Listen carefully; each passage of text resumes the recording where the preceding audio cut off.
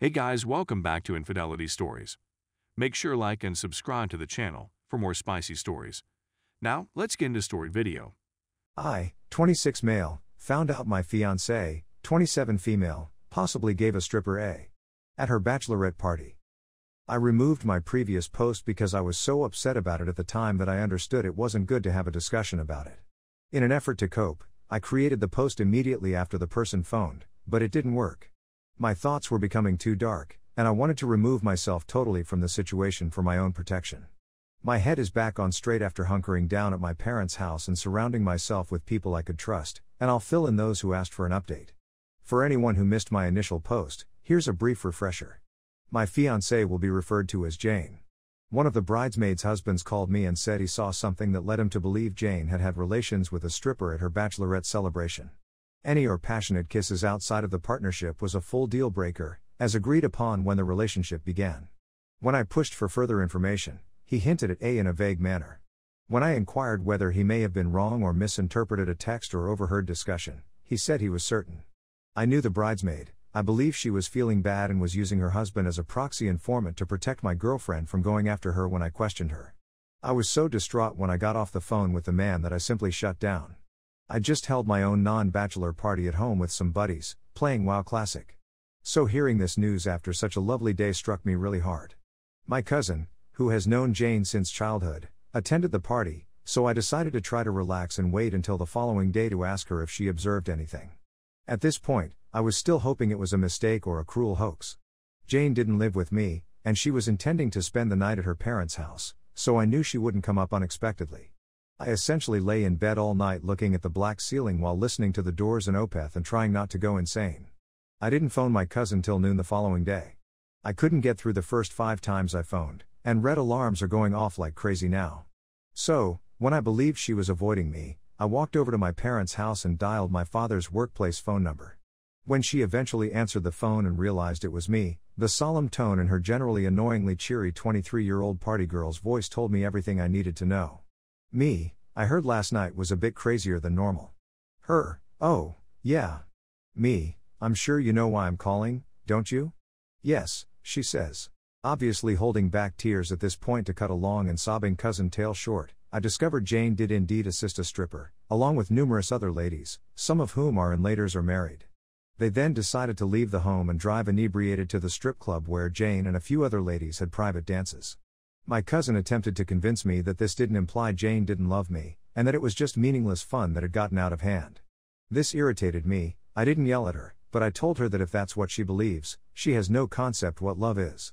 At this moment, I notified my parents and brothers about what was going on, and my mother burst into tears.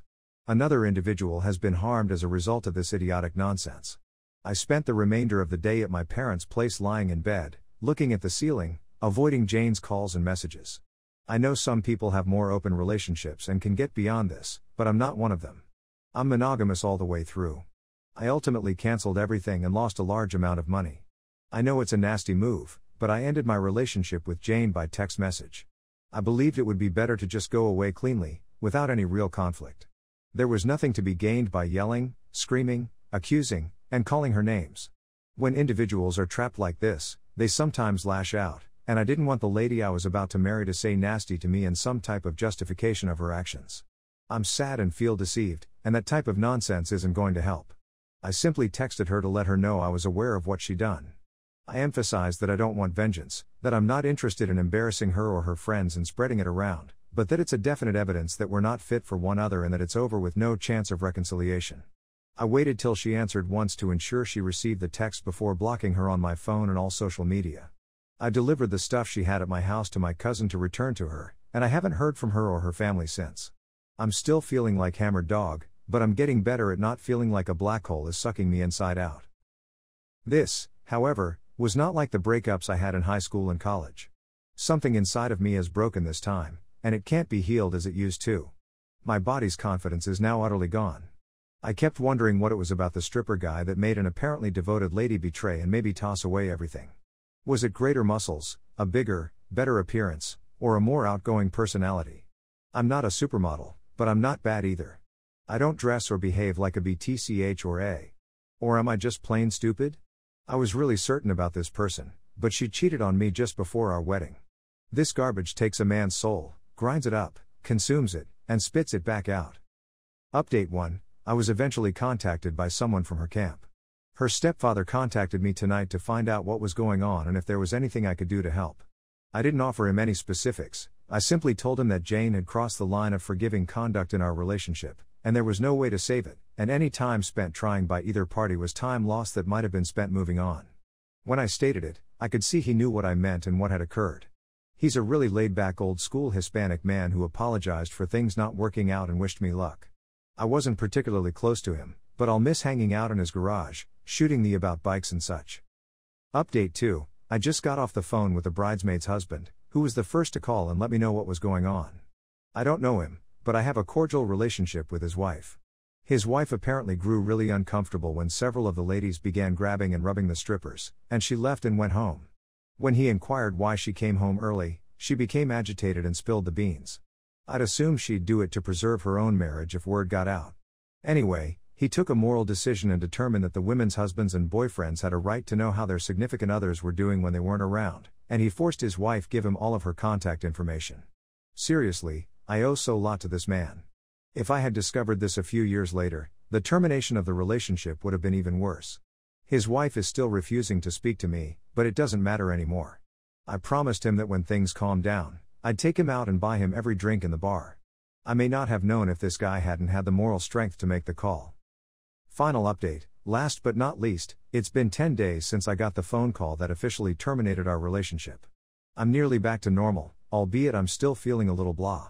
Fortunately, I had a few days of PTO to spend as I worked my way through this nonsense. I had previously planned a 2-week trip for the wedding this year, but now that it's been postponed, I'll simply spend it with my family and have a very long Christmas with them. With the exception of a few messages from Jane to my mother when things initially blew out and her mother phoning the following day after I spoke with Jane's dad, I haven't heard from their family since. Jane's mother attempted to mediate between us, but I shut that nonsense down and informed her it wasn't feasible.